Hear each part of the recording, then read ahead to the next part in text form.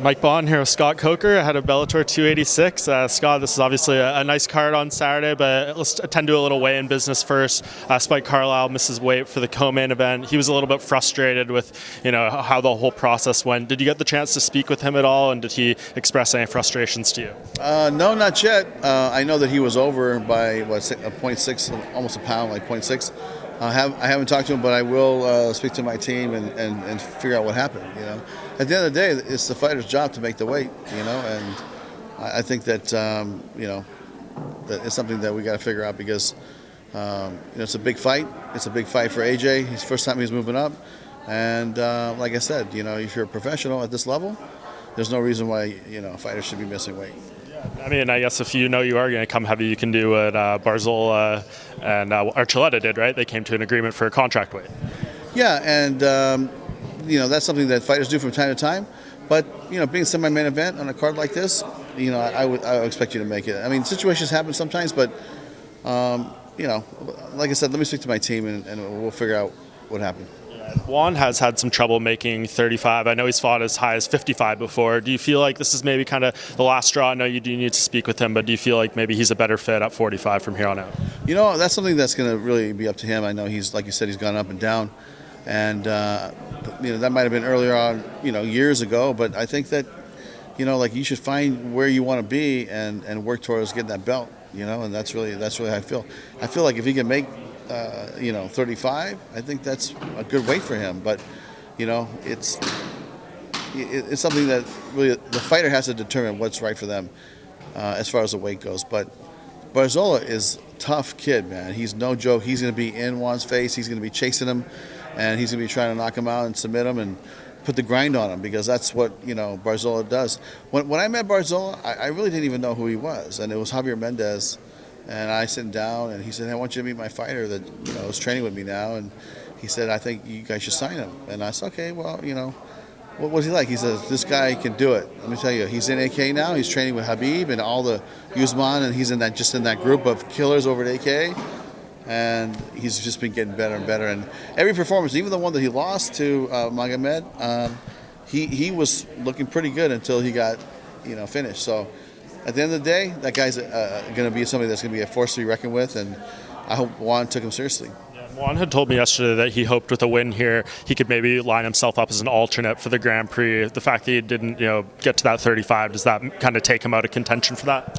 You know what? That's a very good point because something that we haven't addressed really is what's going to happen, with the Russia conflict and all that. Because as they start implementing a draft, how far they're going to reach out and what athletes are going to get tied up because they're going to have obligations to the country. So, we have to have a plan B, and if Juan wins, I think he'd be put right into that mix.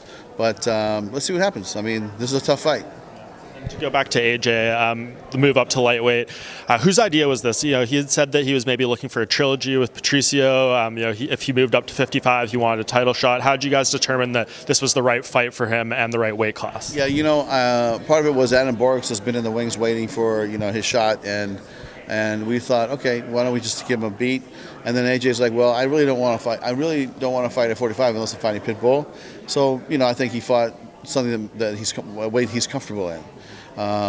We announced our tournament earlier this week, so next year we'll have a 155-pound tournament, and I think depending on how AJ looks and performs at 55, he might want to come into that tournament and see how he does.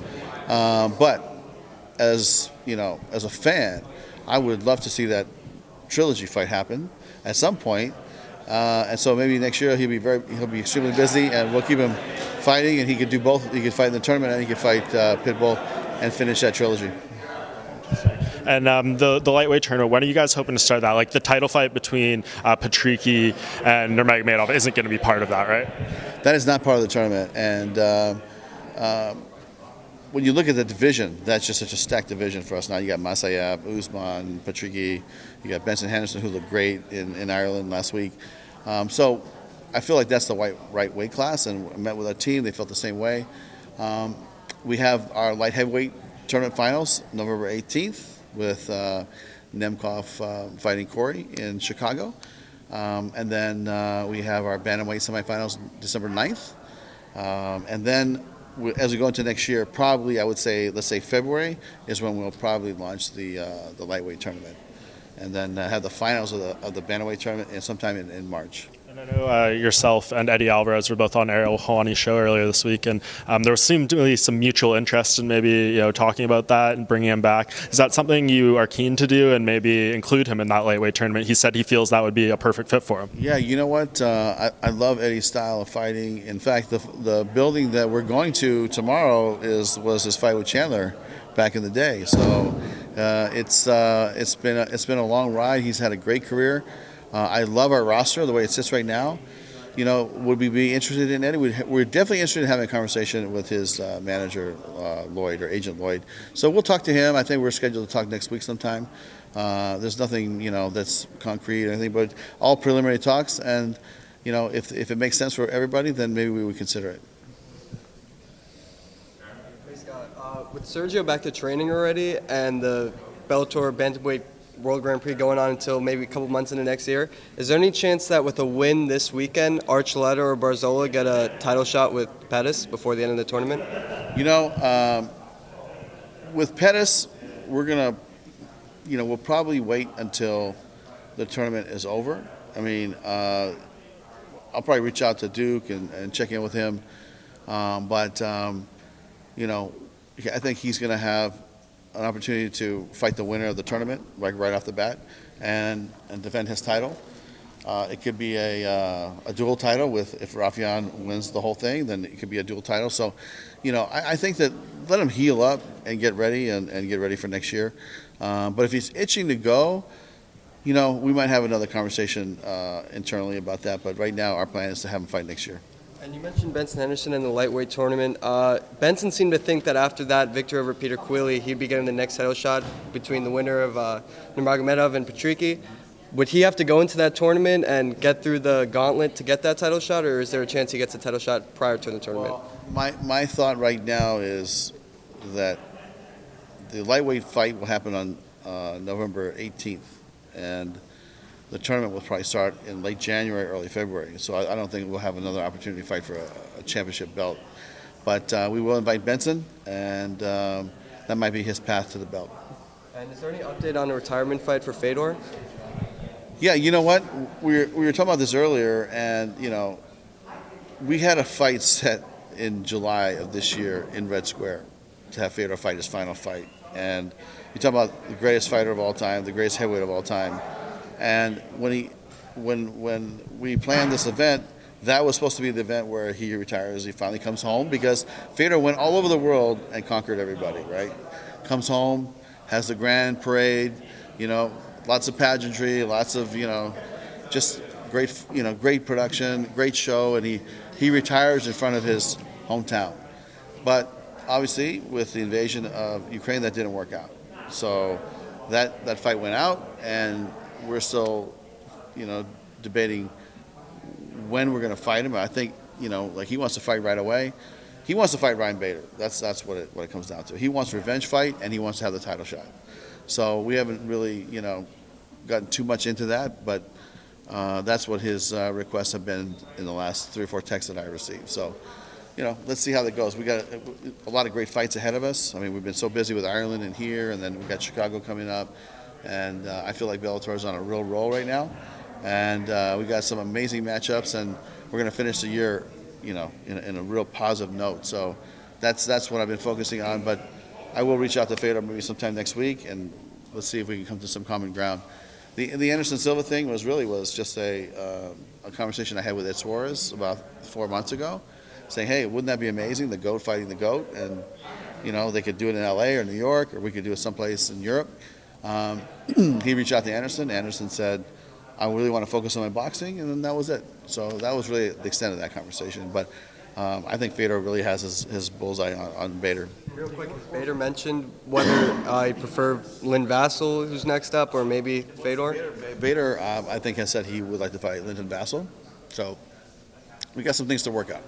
Do you think you'll have to twist Ryan's arm a little bit or maybe sweeten the pot for him to get that? Because I know he has said in an interview that there's no upside. Well, he said there's no upside to that fight for him, right? It's all kind of Fedor. Yeah, I'm not sure how to respond to that, but, I can see why he feels that way. But listen, sometimes, things work out the way they're supposed to work out when the right timing is there. What's more important for Fedor, or maybe you, the location for Fedor's retirement fight or the opponent? I mean, to me, look, this is something where this is a celebration of like Fedor's career, right?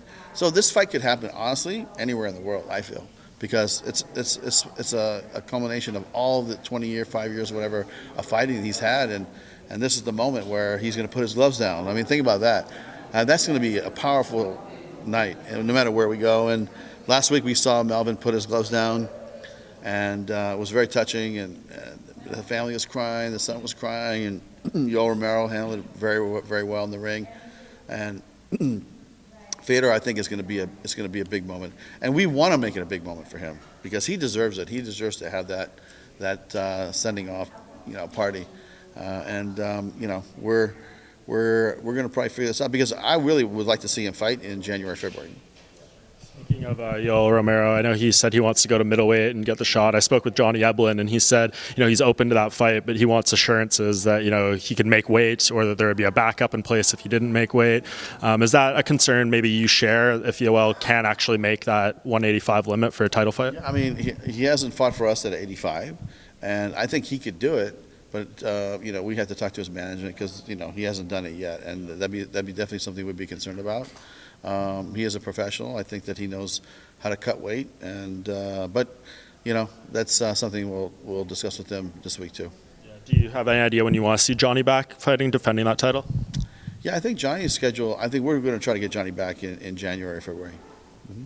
And I also want to ask, you mentioned the 35 Grand Prix. I spoke with Patricio yesterday, and he said he wants to fight the winner of the Grand Prix and move down and go for that third title. Is that something that interests you? And is he a guy? It's his 15th title fight tomorrow with Bellator, which is a record. Has he put in the work that maybe he could go down there and cut the line right away? I tell you, that's something I would have to talk to him because I haven't had that conversation with him yet. But when you think about his body of work here at Bellator, even way before I got here, right? He's been really a great ambassador for the company, and I think that he gets a hall pass more than maybe somebody else would, right? But to cut the line and fight. Listen, I think it'd be fun. Like whether any of those four guys that are left are killers, and so. If he wanted to come down and fight him, I think it'd be fun. Let's get it on. I also would like to see him fight, AJ McKee again. So Pitbull's going to have some big fights ahead of him. And I want to ask about Adam Borks. He told me that this is a massive fight in Hungary, where he's from. Like, he's all over the newspapers and the TV channels and stuff. Do you have any sense of how big this event is over there and what it would mean for maybe Bellator's foothold in a country like that if he does win? Yeah, if you think about it, he's a fighter that we discovered when he was fighting in Hungary for us. We did a fight in Budapest, and he was fighting. I think he was fighting on the kickboxing side of it. And moved to Florida and started training and took it very seriously. And look how far he's come in his career.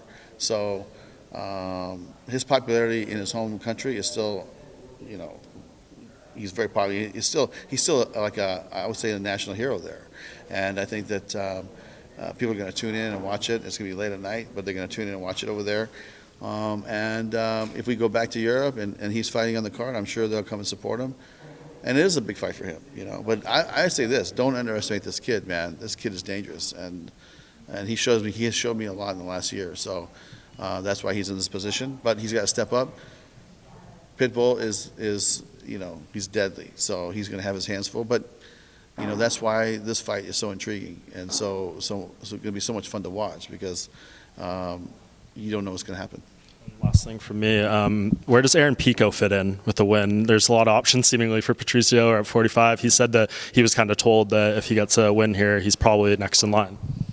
Yeah, I mean, listen, Aaron is somebody that, we signed. I tried to sign that kid at 17, and I couldn't do it, and we signed him when he's 18 years old. So we've been working together, for 6-7 years now, and waiting for him to get to this point and get ready for this opportunity. And if he looks good and he wins and he advances forward, I think that he should be in line for a title, or he should be in the top 2 at that point, top 3. So let's see what happens, and I think a lot's going to depend on his performance. and you guys know we have a ranking system where the reporters, all chip in and chime in and tell us how they feel, and that determines sometimes how we feel about matching certain fighters, and if he looks great, I think he'll move up in the rankings, and I think that he'll be right in line. Scott, bouncing off of that, Aaron Pico's #4, Jeremy Kennedy is #6, but Aaron Pico is a 7-1 favorite. Is this kid finally in his prime? Do you think those odds make sense to you? I don't know about the odds. It's that's a whole different business, and I'm not involved in that. But Pico's been dominant lately, and he had a rough patch in the very beginning, as we all know. Ironed it out, but I think over the last 4 or 5 fights, he's getting back to where we thought he could be. I'm very excited about what's ahead for him. I mean, think about this. We've been working so long together, but yet he's only 25 years old. He's still a young kid. He's got a lot of fight left in him, And from the day that I saw him or met him, and the background that we researched, and the just the pedigree of wrestling, and then the boxing he had, I said, hey, this guy could really be a star in the sport, and he's on his way. In the co-main event, A.J. McKee just made 155 pounds for the first time. If he looks good at 155, would you match him up with some of these big fights up there? You've got Usman, Nurmagomedov. You've got a good list up at the top at 155. Would you be comfortable with seeing A.J. in those types of matchups? Yeah, I think that let's see how he performs tomorrow night, but why not? Listen, the kid wants to fight. I was talking to him outside. How do you feel? He says, I feel great. And he goes, I'll probably walk in at 170, and so he can carry the weight. He's a young guy. He's got many years ahead of him to grow into the weight. So, I think it's inevitable that he would go up eventually anyway. And now that we have our 155-pound tournament, and he can, if he decides to stay at 55, I'm sure he's going to want to compete in that tournament. And then, there's the gauntlet of all those killers at 55. But I will say, I still would love to see him fight Pitbull at 45. They got to finish that trilogy at some point. Is it possible to finish that trilogy at 155? That's interesting. You know what? Let's see what happens tomorrow night. Then, like I said, we'll go back, we'll reshuffle the deck, and then we'll decide. But I would love to see that fight at 45 or 55. It doesn't matter to me. Why do you love that matchup? When you talk about the fighter that we signed, right out of his last amateur fight, and kind of brought him along the way, and really kind of, helped develop his career, so to speak. And then you got, Pitbull on the other side that's been really the OG of Bellator and has fought everybody.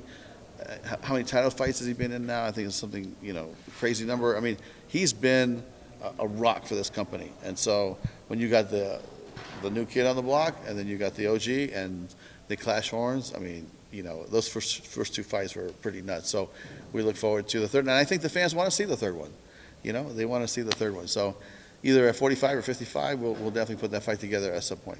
My last one for you, Scott. You were on stage up there with the main event. You saw Patricio Pitbull and Adam Borge stare down. Adam's usually calm, collected. He was jumping up and down on that stage. He was yelling and new. Have you seen that from Adam Borge before? And what did you feel on that stage that he's going to be, the type of energy that he's bringing in this week?